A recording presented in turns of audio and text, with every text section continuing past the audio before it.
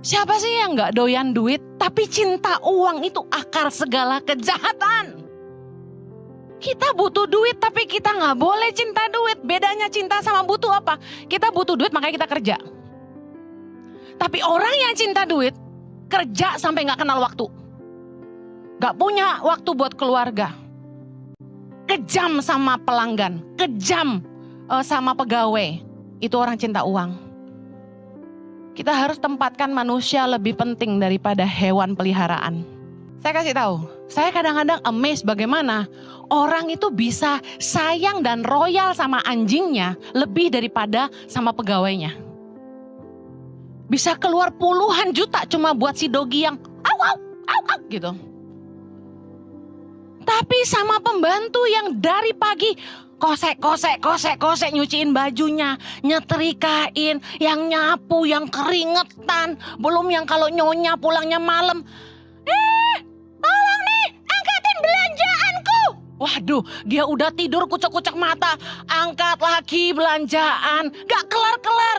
Kerja itu kalau bisa 24 jam, 24 jam. Ada majikan yang sekejam itu di sini? Bertobat. Jam kerja itu 9 hours maximum. Itu aja harus ada kasih jam makan siang 1 jam.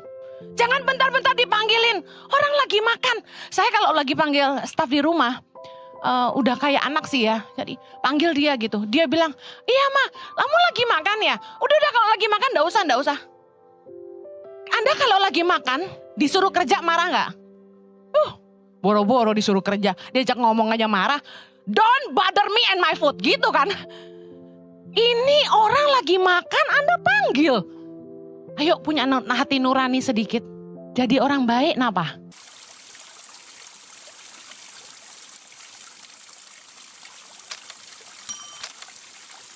Oke, Filipi 4 ayat yang kelima berkata, sama-sama baca. Hendaklah kebaikan hatimu diketahui semua orang, Tuhan sudah dekat. Tidak dapat dipungkiri bahwa kekristenan itu identik dengan kebaikan. Katakan amin. Orang di masyarakat, orang dunia itu punya ekspektasi yang tinggi sama orang Kristen. Sadar gak sadar kita itu dituntut lebih.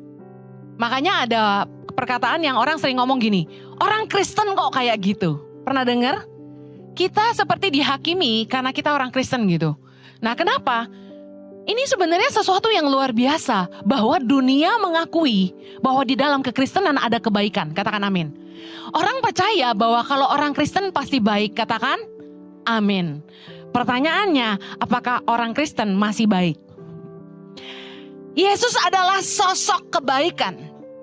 Kisah Rasul 10 ayat 38. Yaitu tentang Yesus dari Nazaret. Bagaimana Allah mengurapi dia dengan Roh Kudus dan kuat kuasa. Dia yang berjalan berkeliling sambil berbuat baik dan menyembuhkan semua orang yang dikuasai iblis sebab Allah menyertai dia. Yesus kita yang luar biasa adalah seorang yang sangat baik. Waktu hidup di dunia, Yesus itu sebuah sosok kebaikan bagi dunia. Mana ada orang yang sebaik itu?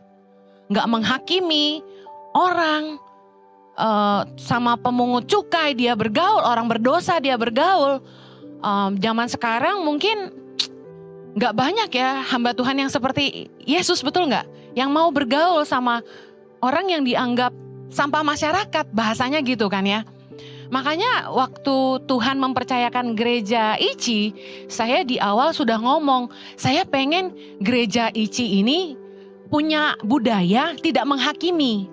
Saya pengen orang-orang yang ngerasa ditolak di gereja lain, ditolak di mana-mana, datang aja ke sini.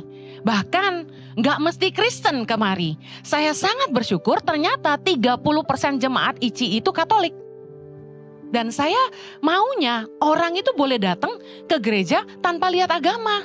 Yang penting mereka tujuannya satu, pengen memuji menyembah Tuhan dan pengen dengar firman Tuhan. Amin. Karena kekristenan gak pernah bicara soal agama. Saya sekolah Alkitab sampai master teologi ya, saya gak temukan Yesus itu membuat suatu aliran agama yang baru selain agama Yahudi. Yesus gak bikin, kalau dikatakan Yesus ke rumah ibadat, itu ibadat rumah orang Yahudi. bukan agama baru. Yesus nggak pernah bikin agama. Jadi sebenarnya kita mau Kristen mau Katolik, kita saudara di dalam Kristus. Katakan amin. Nah, saya ingin kita punya budaya seperti Yesus. Dikenal baik. Apakah Anda dikenal baik sama orang-orang di sekitarmu?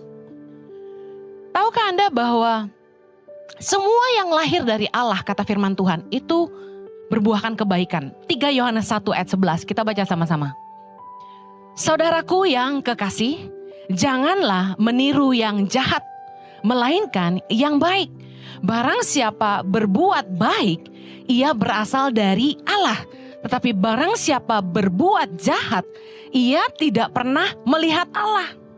Jadi kalau ada orang yang ngaku kenal Tuhan, tapi jahat sama sesamanya, berarti dia sebenarnya gak kenal Tuhan. Karena orang yang mengenal Allah pasti baik.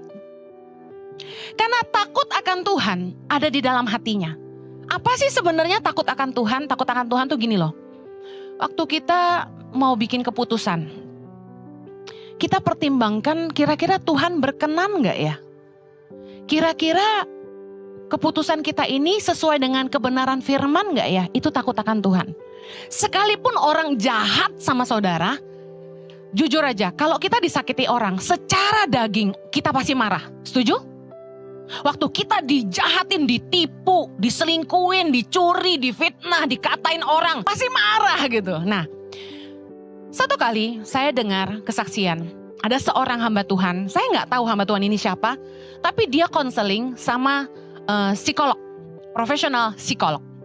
Kenapa seorang hamba Tuhan bisa cari psikolog? Karena hamba Tuhan juga manusia. Nah, apa yang terjadi? Jadi waktu dia ketemu sama psikolog ini, ternyata ditemukanlah bahwa si hamba Tuhan ini punya kepahitan. Emang hamba Tuhan gak bisa pahit? Bisa lagi. Ya kan, namanya juga manusia. Nah, psikolog ini bilang, bagaimana perasaan Bapak saat ini? Apa yang Bapak ingin lakukan sama orang yang telah menyakiti Bapak itu? Nah, perangkap kita orang Kristen adalah kita gak jujur. Kita selalu bilang, saya mengampuni. Saya mengasihi. Karena dia pendeta. Psikolog ini bilang, enggak. Katakan yang sejujurnya. Apa yang Anda mau lakukan sama orang yang jahat sama Anda ini? Saya lupa kasusnya apa, tapi parah gitu. Lalu dia jawab apa atau enggak? Ini mengagetkan, tapi luar biasa. Saya pengen cincang orang itu. Wow. Jangan munafik. Kita juga kalau lagi disakiti orang, kita juga pengen tabok balik. Pengen gue hajar gitu kan. Pengen gue apain gitu sebenarnya. Tetapi kan kita munak semuanya. Benar gak? Bukan munak sih. Orang baik itu bisa marah. Tapi dia gak balas kejahatan dengan kejahatan. Karena apa? Karena dia takut sama Tuhan. Waktu saya kasih contoh deh, gak usah orang lain. Saya aja lah. Waktu saya diviralin di YouTube, saya dijelek-jelekin hamba-hamba Tuhan. Tahu ya berita itu ya, gara-gara saya khotbah salah judul tuh loh. Sebenarnya poinnya bener, ayatnya bener, cuma salah judul. Saya gak mau nyalain siapa-siapa, saya yang salah ya. Nah, sebenarnya saya lihat kekristenan ini saya sedih. Yesus itu kan sosok kebaikan, bener gak? Yesus itu waktu perempuan kedapatan berbuat zina, orang-orang Farisi mau lempar pakai batu sampai mati. Yesus bilang apa? Siapa di sini yang gak pernah buat salah, lempar batu duluan. Betul gak? Terus ada gak yang lempar batu? Gak ada. Nah, Yesus tanya sama wanita ini, adakah mana yang lain? Adakah yang melempar batu kepadamu? Gak ada Tuhan. Adakah yang menghukum engkau? Tidak ada Tuhan. Terus Yesus bilang apa sama dia? Aku pun tidak menghukum engkau. Pergilah dan jangan berbuat dosa lagi. Keren gak? Ini kekristenan. Harusnya ini loh kekristenan. Tapi orang Kristen itu gak punya ruang salah. Saya ngomong apa adanya. Orang Kristen itu tuntutannya super tinggi. Pendeta salah, udah coret blacklist. Saya bikin salah satu kali deh, pasti sepi gereja. Bener. Karena apa? Orang Kristen itu kejam sekali penghakimannya. Lebih kejam dari Yesus. Yesus saja tidak menghukum, tapi orang Kristen suka menghukum. Tidak punya ruang salah sama sekali buat orang. Bayangin, saya cuma salah ngomong. Udah langsung dicaci maki. Wah, seminarnya keren-keren ya kan. Foto saya dipampang di YouTube orang banyak. Ya kan, viral yang nonton banyak. Saya sedih banget. Kayak gue bikin salah ngapain gitu loh. Cuma salah judul aja udah dibilang sesat. Ampun deh gue. Udah akhirnya saya ke Australia. Saya pelayanan. Gereja yang ngundang saya. Itu pendetanya dicerca. Namanya Pastor James. Pastor James. Kenapa you masih undang itu Henny Kristianus khotbah di gereja you? Itu pendeta sesat. Dia bilang gitu. Aduh, sedih banget gue. Saya gak sebut denominasi deh ya. Sedih aja, kejam amat orang Kristen coy. Belum gue salah yang lebih besar. Itu kan. Ini baru salah perkara ngomong aja. Udah cilaka deh. Apalagi saya sampai bikin salah yang lebih fatal. Kayaknya di dalam kekristenan tuh gak ada ruang salah gitu loh buat orang lain. Kita semua takut dihakimi. Makanya kita jadi munafik karena kita berusaha tampak benar. Padahal yang namanya kebaikan. Itu kita gini, kita gak berbuat baik untuk pencitraan. Kita gak berbuat baik untuk konsumsi publik. Untuk mendapat pengakuan publik gitu bahwa kita baik. Tapi kita memang berbuat baik karena kebaikan adalah ibadah. Katakan amin. Kita lihat sama-sama Ibrani 13 ayat 16. Dan janganlah kamu lupa berbuat baik dan memberi bantuan. Baca sama-sama. Sebab korban-korban yang demikianlah yang berkenan kepada Allah. Korban apa? Berbuat baik dan memberi bantuan. Korban-korban yang demikian yang berkenan kepada Allah. Ketika kita berbuat baik, ketika kita menolong orang yang butuh bantuan, itu korban yang berkenan di hadapan Allah. Jadi, perbuatan baik itu adalah ibadah. Kita baik sama orang, itu ibadah yang berkenan kepada Allah. Bukan untuk cari muka. Bukan biar dilihat orang, oh dia baik loh. Perbuatan baik itu bukan lahir dari kemunafikan harusnya. Perbuatan baik itu lahir dari ibadah karena kita mengasihi Allah. Roma 2 ayat 6, baca sama-sama. Ia akan membalas setiap orang menurut perbuatannya, ayat 7. Yaitu hidup kekal kepada mereka yang dengan tekun berbuat baik, mencari kemuliaan, kehormatan, dan ketidakbinasaan. Lihat, salah satu upah yang kita peroleh kalau kita tekun berbuat baik adalah hidup kekal. Berarti perbuatan baik adalah amal ibadah. Yang setuju katakan amin. Nah, saya ingin bahas 3 hal tentang orang yang hidupnya berbuah kebaikan. Yang pertama, orang yang berbuah roh kebaikan itu karakter dan karyanya baik. Matius 7 ayat 17. Apa yang lahir dari hidupnya buahnya tuh baik. Matius 7 ayat 17. Sama-sama. Demikianlah setiap pohon yang baik menghasilkan buah yang baik. Sedang pohon yang tidak baik menghasilkan buah yang tidak baik. Tidak mungkin pohon yang baik itu menghasilkan buah yang tidak baik. Ataupun pohon yang tidak baik itu menghasilkan buah yang baik. Dan setiap pohon yang tidak menghasilkan buah yang baik pasti ditebang dan dibuang ke dalam api. Jadi dari buahnya lah kamu akan mengenal mereka. Anda yang mau cari pasangan hidup, yang mau cari mantu, dengar ini. Pohon yang baik, buahnya pasti baik. Tidak mungkin pohon yang baik, buahnya tidak baik. Yesus itu ngomong sampai diulang 2 kali dengan penekanan, artinya kita bisa nilai hidup orang tuh dari buahnya. Nah, jangan terkecoh dengan tampilan luar. Never judge the book by the cover. Dengan alasan 2 kepribadian, orang itu bisa sebentar baik, sebentar jahat. Aneh. Zaman sekarang ada istilah-istilah baru yang zaman dulu gak pernah ada, betul gak? Kepribadian ganda lah, segala macem lah. Tapi itu jadi excuse loh. Kalau dia lagi ngamuk sama istrinya, dia jedotin kepalanya ke tembok, dia gebuk istrinya, dia bilang sorry, gue berkepribadian ganda. Mateng gak loh? Benar ini mah, aduh saya gak bohong, saya aja sampai sebagai hamba Tuhan jadi termangu-mangu.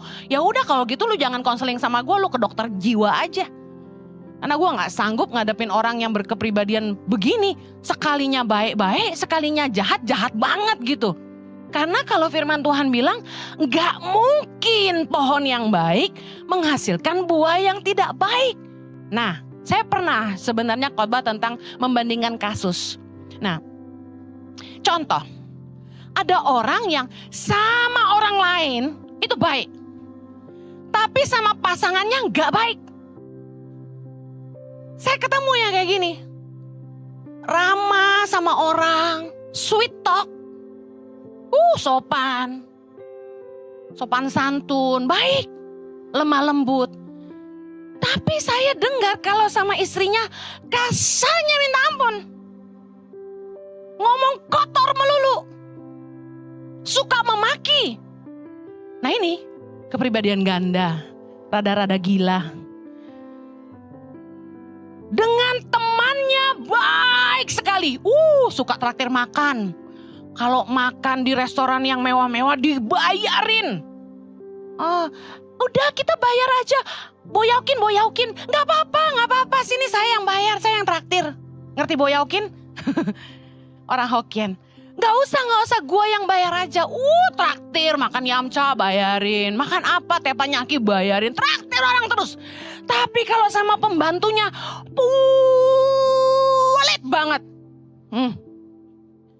Kalau gak tinggal kaki ayam, gak dikasih itu ayam. Lauk, daging itu, apalagi sapi, apalagi babi. Kalau gak 2 hari itu gak dikasih ke pembantunya. Udah gak mau dimakan, udah rada bau baru kasih pembantu. Beras aja dibedain. Giliran dia makan putih, pembantu makan bisa coklat warnanya. Kalau brown rice sih bagus ya. Yang banyak gabahnya tuh loh. Kok bisa ya ada orang gitu ya? Bingung saya. Sama orang kaya kamu traktir makan.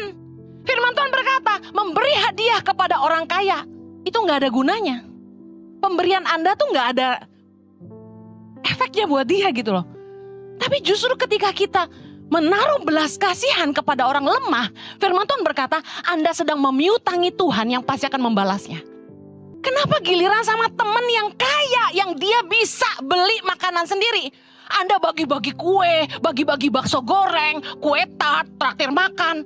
Giliran sama pembantumu, ayam 1 pentung aja gak pernah dikasih. Karena pentung kan kita semua paling doyan. Makanya saya biasa makan sayap. Kenapa? Ngalah. Wes, kabeh mangan saya, aku sing sayap we. Kalau ada yang suka sayap, saya makan apa aja. Ampla apalagi, kasih saya aja ya. Nah, ini kepribadian ganda. Ini sebenarnya pohon yang baik apa pohon yang tidak baik? Karena Yesus berkata, tidak mungkin pohon yang baik menghasilkan buah yang tidak baik. Yesus yang bilang, tidak mungkin. Saya ketemu lagi, ada orang yang dia royal sekali, suka nolong orang miskin. Di beberapa perkampungan, dia bangunin rumah.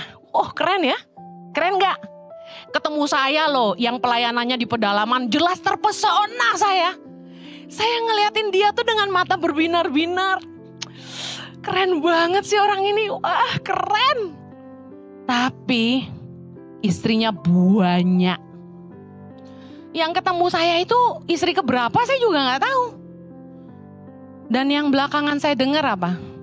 Gaji karyawannya ditahan sampai 2 bulan gak dibayar. Kontraktor-kontraktor yang kerja sama dia gak dibayar miliaran rupiah. Menahan hak orang. Firman Tuhan berkata kita gak boleh menahan hak orang. Ini pohon yang baik atau pohon yang gak baik nih menurut saudara? Pohon yang baik?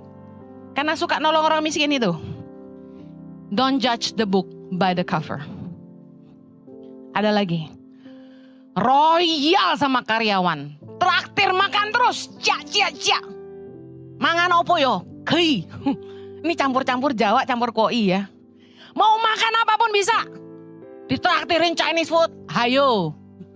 Syabu-syabu. Haiti laut, rewat. Ya. Semua ditraktir. Royal. Mau kemana? Mau minum apa? Pesen. Mau entek? Berapa puluh juta bayar, gak apa-apa. Royal Paul. Tapi hidup dalam kenajisan dan tidak takut Tuhan. Kenapa dia royal sama pegawainya? Coba tebak. Supaya duwe konco, supaya punya temen, bareng-bareng bikin dosa gitu loh. Jadi kita harus kenal orang itu baik-baik. Jangan terperangkap kulit luarnya aja, kelihatan baik. Udah paling benar lihat pertimbangan hatinya.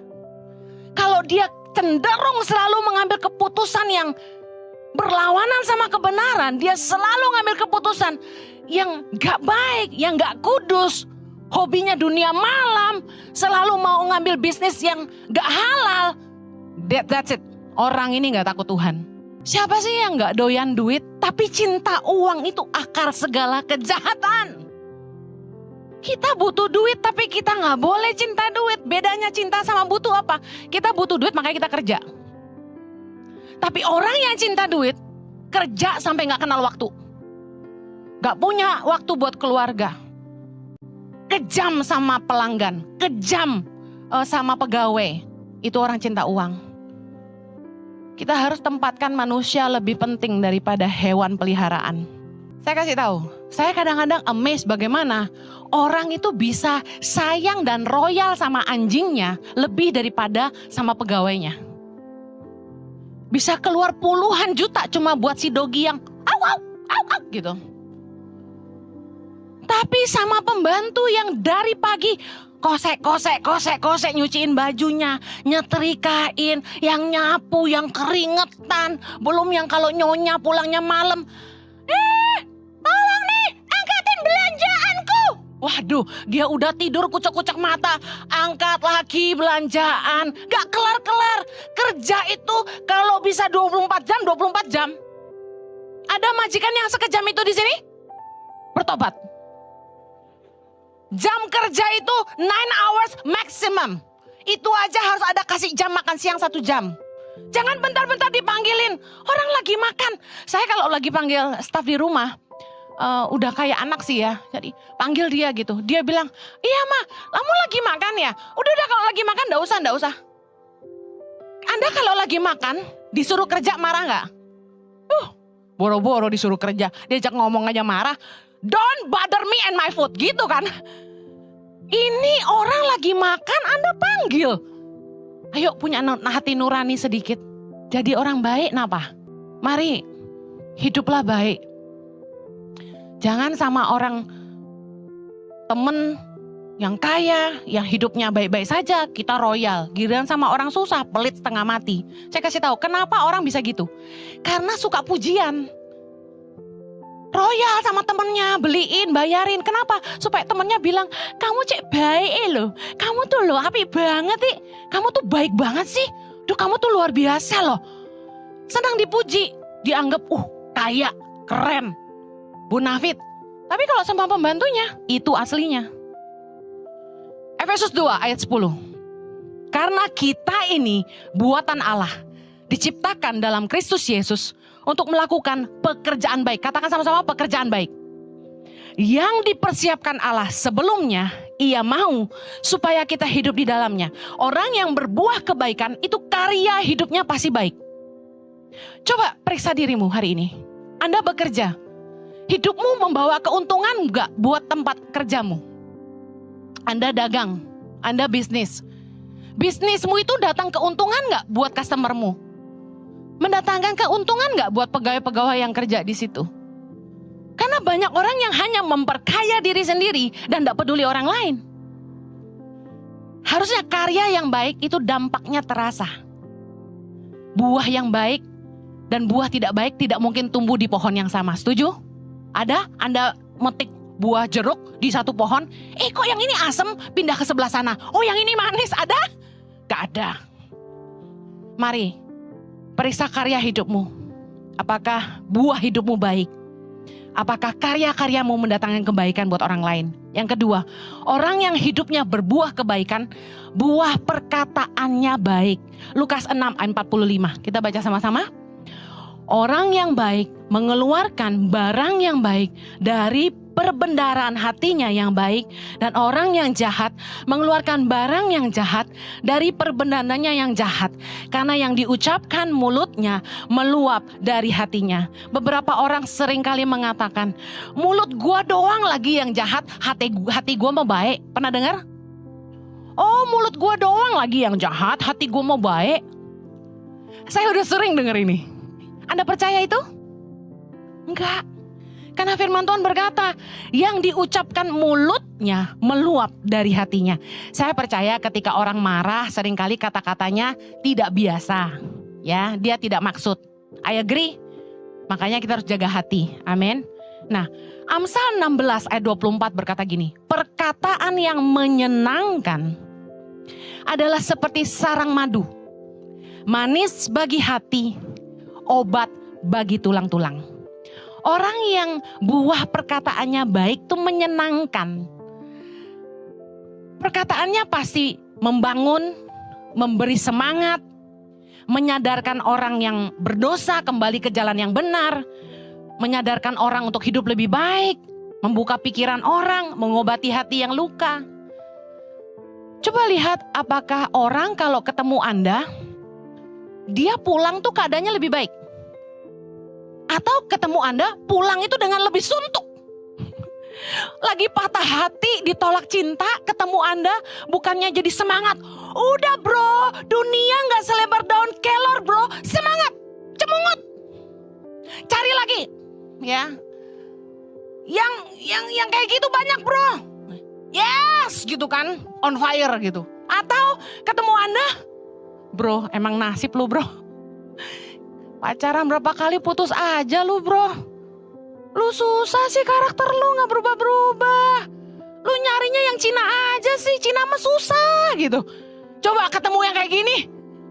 Aduh, udah pulang, udah datang lesu, pulang mati ya. Bener gak? Saya pernah ketemu orang yang, aduh kalau ketemu dia tuh, kenapa ya? Jadi suntuk gitu, bad mood saya jadinya. Kenapa? Saban ketemu dia, gak ada yang baik. Yang diceritain tuh selalu, mertua gua tuh gini. Ipar gua tuh, wah gini. Jelek terus omongannya. Adiknya lah, anaknya lah, suaminya lah. Kayak gak ada yang baik gitu. Seolah-olah dia tersiksa, dikelilingi orang-orang salah semua gitu. Jadi saya tiap kali ketemu dia, saya bukannya gak punya empati, capek. Tapi saya ngomong gini terus nanti leader-leader gak mau curhat lagi sama saya. Gak gitu loh ya. Ini tuh orang-orang yang kenapa gak ada ngucap syukurnya gitu loh. Kalau saya ketemu dia, saya lihat dia tuh hidupnya sangat diberkati gitu. Tapi dia sendiri gak bisa lihat itu gitu. Kadang-kadang kita mesti cek gitu. Kenapa mulut kita tuh negatif? Pertama udah pasti sumbernya hati. Betul? Firman Tuhan berkata, perkataan mulut meluap dari hati. Jadi kalau omonganmu tuh gak ada bagus-bagusnya, selalu negatif, gak pernah ngucap syukur, mungkin yang harus disembuhin tuh hatinya dulu. Yuk ngampuni orang lain gitu loh. Jangan iri hati sama orang. Jangan dendam sama orang. Jangan simpan sakit hati. Biasanya kalau istri yang sakit hati sama suaminya, itu pasti mulutnya pahit banget. Serius. Jadi coba ngampuni pasanganmu, ampuni mertuamu, ampuni orang-orang yang bersalah sama kamu. Karena hati kita ini, kata firman Tuhan, sumber kehidupan. Kalau hatimu baik, hidupmu baik. Amen. Hidup kita tuh ditentukan sama perkataan kita loh. Firman Tuhan katakan. Mari coba belajar ngampuni, punya hati yang besar. Jangan suka iri hati sama orang. Legowo gitu loh. Ada yang pernah nanya gini sama saya, Pastor Henny, itu khotbahnya Pastor Henny di-upload loh di YouTube-nya orang gitu kan. Itu kan ada uangnya, TikTok itu juga ada uangnya. Lah saya gak pernah dapat duit dari TikTok sama sekali, saya gak ngerti. Saya bilang, gak apa-apa. Karena freely receive, freely give. Saya kan dapat hikmat ini dari Tuhan secara cuma-cuma. Saya bagikan dengan cuma-cuma gak pakai tarif kan. Jadi kalau ada orang yang upload di YouTube mereka, di TikTok mereka, it's okay lah. Gak perlu bayar. Free. Bukankah Injil harus diberitakan sampai ke ujung bumi? Saya senang. Semakin banyak yang upload, bukannya saya makin tenar, tapi kan firman Tuhan diberitakan. Saya dengar banyak kesaksian dari orang-orang yang nonton TikTok, hidup mereka dipulihkan. Mereka jadi kenal Tuhan, mereka mau dibaptis. Tiap bulan kami baptis jiwa-jiwa. Ada orang-orang yang diberkati dengan TikTok yang kita anggap sepele gitu. Tapi luar biasa cara Tuhan bekerja, bukan? Dan saya senang gini, kalau memang khotbah saya yang diupload di akun-akun mereka itu menghasilkan uang, lalu bisa menolong mereka dan keluarga mereka, saya lebih senang lagi. Kalau dengan gua khotbah lu bisa makan, gua happy. Karena ngasih makan orang susah. Betul nggak? Kita harus kerja keras, bukan? Dan hari ini Tuhan percayakan kami 6.500 anak. Kita bahagia kan? Kita bahagia banget gitu loh. Jadi kalau ternyata lebih banyak lagi yang bisa makan karena saya khotbah, saya bersyukur. Suami saya juga bersyukur. Isn't it, baby? Kita senang banget. Mari punya hati yang besar gitu. Nggak usah marah sama orang. Kalau kita marah, coba kuasai lidah. Jangan keluar maki-maki kata-kata yang kotor. Kenapa sih seneng banget ngomong jorok gitu loh orang? Heran saya. Firman Tuhan berkata dalam Kolose 3 ayat 8, tetapi sekarang buanglah semuanya ini, yaitu marah, geram, kejahatan, fitnah, dan kata-kata kotor yang keluar dari mulutmu. Jangan alasan gini, sorry gua marah. Jadi langsung maki-maki, segala dogi, kupu-kupu, belalang semua disebutin. Iya kan? Cacing, ulet, kelinci gitu kan, rusa dan sebagainya keluar dari mulutnya. Udah deh gitu. Pasangannya dimaki, anaknya dimaki, pegawainya dimaki, bilang orang bodoh lah, stupidity lah, bla bla bla lah. Jangan dong. Jangan memaki hanya karena alasan gua marah. Firman Tuhan katakan buanglah semuanya itu. Marah, geram, kejahatan, fitnah, kata-kata kotor yang keluar dari mulutmu. Jangan ngerendahin orang. Kalau orang tuh salah, tegur kesalahannya, jangan rendahkan orangnya. Amen. Yang terakhir, orang yang berbuahkan kebaikan, itu dia tetap baik meski diperlakukan orang gak baik. Lukas 6 ayat 33, Yesus berkata, sebab jikalau kamu berbuat baik kepada orang yang berbuat baik kepada kamu, apakah jasamu? Orang-orang berdosa pun berbuat demikian. Ayat 35 sama-sama.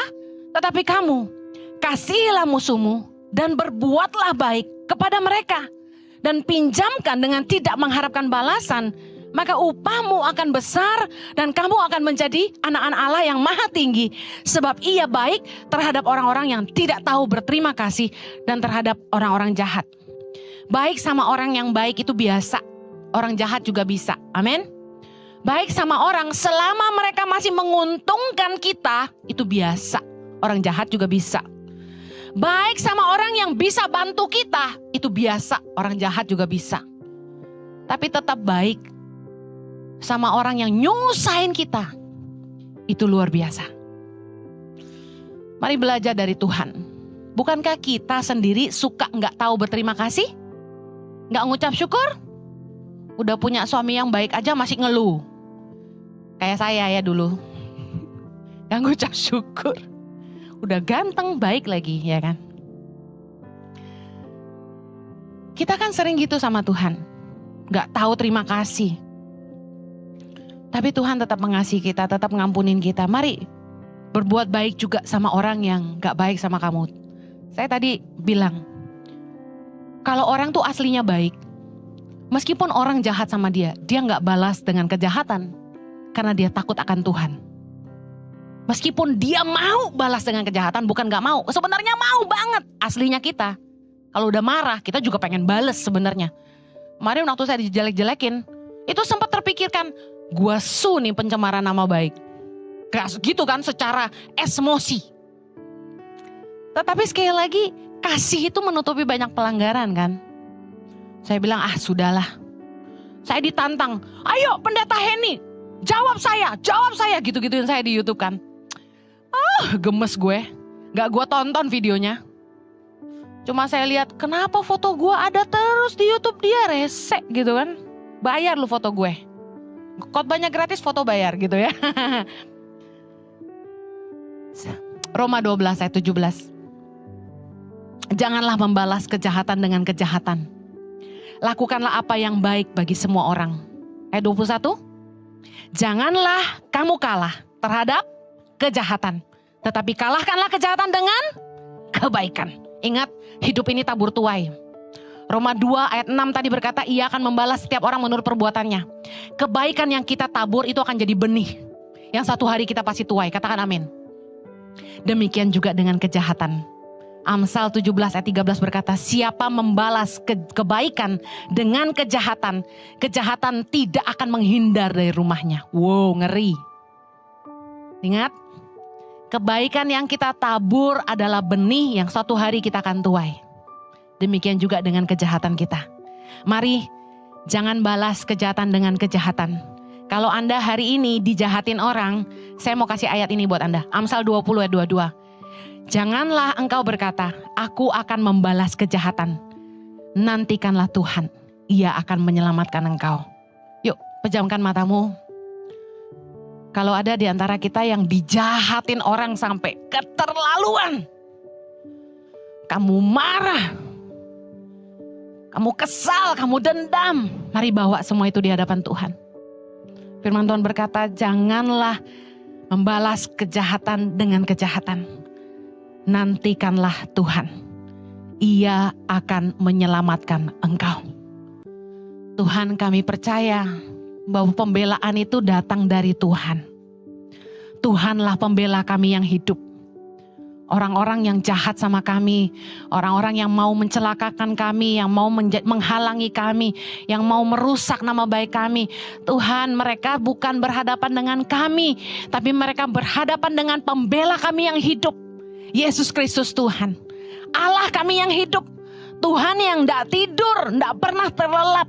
Penjaga kami yang setia. Kami mau mengangkat tangan kami menyerah kepadamu.